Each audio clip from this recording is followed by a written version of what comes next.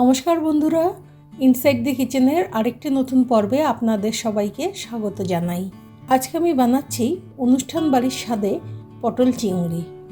কিভাবে সহজেই অনুষ্ঠান বাড়ির স্বাদ আসবে সেটাই দেখাবো। আজকের রান্নাটা সর্ষের তেলে করব। কড়াই গরম হয়ে গেছে, তেল দিয়ে দিচ্ছি। তেল গরম হলে ডুমো ডুমো করে ঠিক এইভাবে আলুগুলোকে কেটে নিয়েছি, সেগুলো এবার তেলে দিয়ে দিচ্ছি।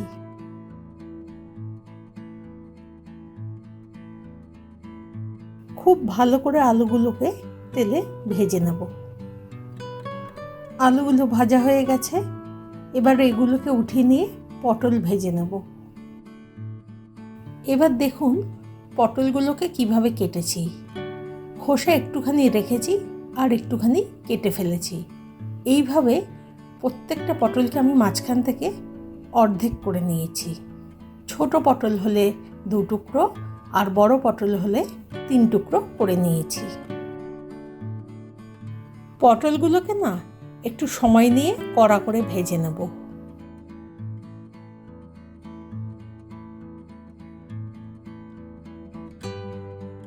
আচ্ছা, এবার ওই তেলেই সামান্য নুন হলুদ মাখিয়ে চিংড়ি মাছগুলোকে ভেজে নিচ্ছি।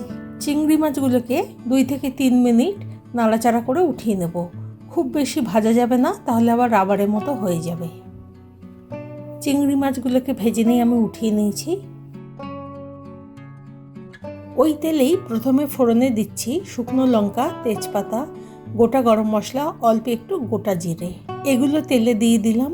এখন 1 চামচের 3 ভাগের 1 ভাগ হিং দিচ্ছি। 2টো পেঁয়াজকে একদম কুচি করে কেটে নিয়েছি, সেগুলো দিয়ে দিলাম। পেঁয়াজটা ভেজে নেব। একটু বাদামি হলেই 1/2 চামচ রসুন বাটা, 1 চামচ আদা বাটা দিচ্ছি। এগুলো পেঁয়াজের সাথে একসাথে ভেজে নেব। মিডিয়াম সাইজে 1.5 খানা টমেটো কুচি দিয়ে দিচ্ছি। 1 চামচ নুন দিচ্ছি, 1 চামচ হলুদ গুঁড়ো দিলাম।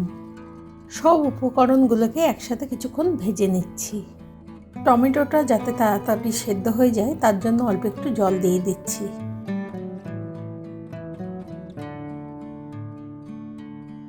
টমেটোটা ভালো করে গলে গেছে, এখন কিছু গুঁড়ো মশলা দিয়ে দেব।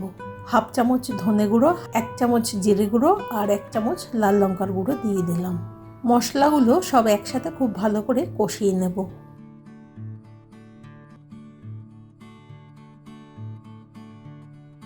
মশলাগুলো ভালো করে কষানো হয়ে গেলে তেলটা যখন ছেড়ে আসবে তখন আগে থেকে ভেজে রাখা পটল, আলু আর চিংড়ি মাছটা দিয়ে দেব।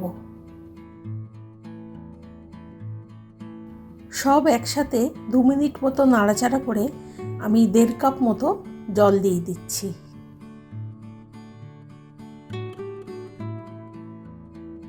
স্বাদ মতো আর একটু নুন দিয়ে দিচ্ছি। নুন আর ঝালটা আপনারা আপনাদের স্বাদ মতো দেবেন। আলু, পটল আর মাছটা ভালো করে ফুটতে শুরু করলে এখন আমি গোটা কয়েকটা কাঁচা লঙ্কা দিয়ে দিচ্ছি আর দিলাম 1 চামচ মতো কাশ্মীরি লাল লঙ্কার গুঁড়ো। যখন গুঁড়ো মশলাগুলো দেবেন তখনই এটা দিয়ে দেবেন। আমি ভুলে গেছিলাম, তাই এখন দিয়ে দিচ্ছি।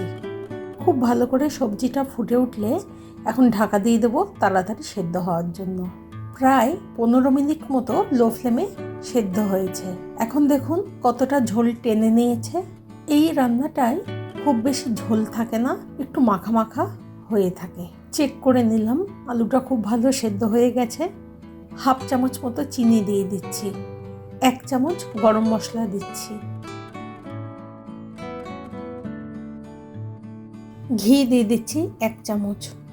সব উপকরণগুলোকে একসাথে মিশিয়ে নিয়ে আমি তরকারিটাকে আরও 4 থেকে 5 মিনিট মতো লো ফ্লেমে রেখেছিলাম। দেখুন ঝোলটা পুরো অনুষ্ঠান বাড়ির মতোই হয়েছে। রান্নাটা ভালো লাগলে একটা লাইক অবশ্যই করবেন আর চ্যানেলটা সাবস্ক্রাইব করতে ভুলবেন না।